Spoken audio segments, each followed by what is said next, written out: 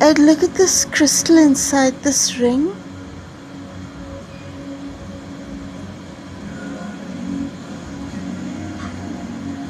So Ed, this is a form of lead oxide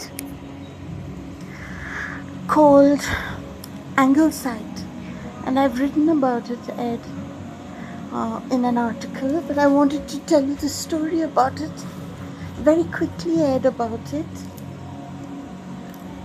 Ed, this little stone is, for me, very expensive, and it was on this website, and I liked it, and I liked two other ones, Ed, that I wanted to buy. And there was a long time, Ed, between the time I saw this stone on that website and when I got money next to buy it. And Ed, in that time period of a few weeks, every time I found myself in a desperate situation, this stone used to appear in front of me and guide me.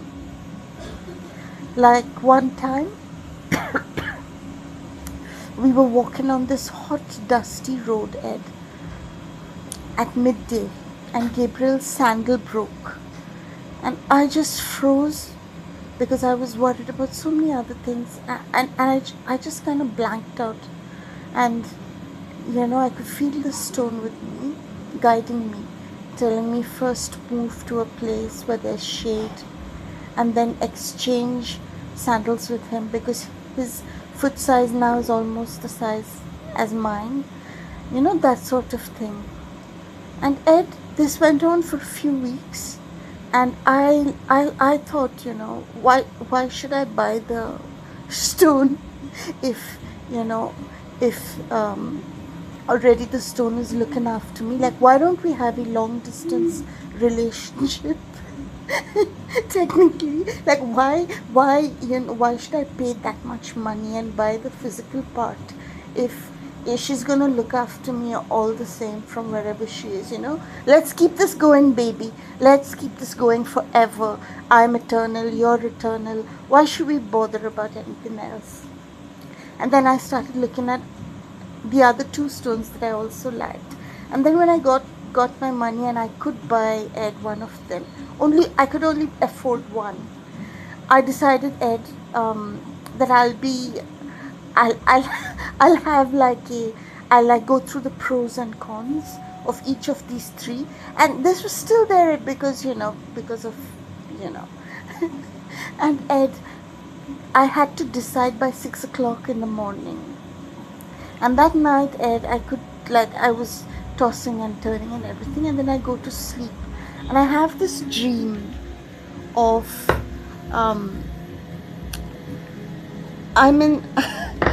it was most probably a thug telecast dream, Ed, but I had this dream that I'm a woman who's going to get married soon, and there are these three different guys who I have to choose from, okay? And one of them has some great attributes and the other one has something else, and the third one, Ed, doesn't have many of the attributes, but I have an emotional connection with him.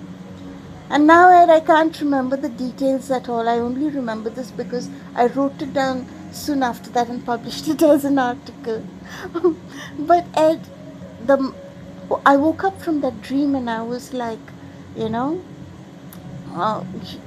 a person should choose the man that she's emotionally connected to, and she should not choose the one because he's rich and famous and the other one I was like, what is this? What kind of dream have these thugs telecast to me? What kind of whore would go after money and wealth when she's gotten an emotional connection to one man? And I was thinking all this, Ed, and it was 6 a.m. and I opened that website, and I see, Ed, that of the three stones that I wanted to order, one of them, Ed, I had seen the wrong price of,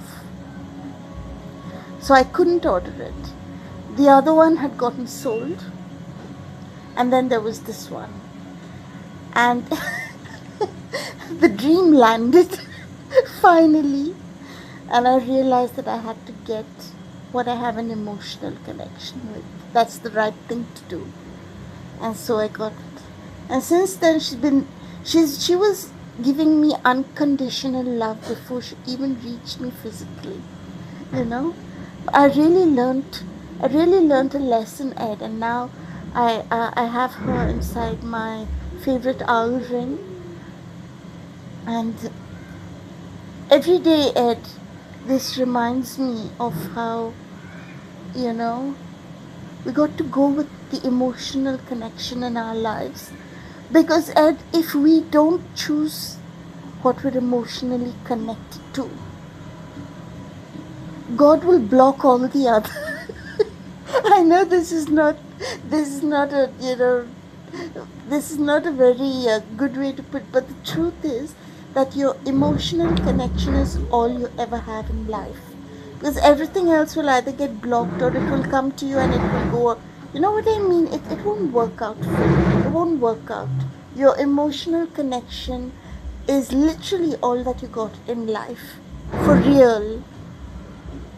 Yeah, that's all I had to say.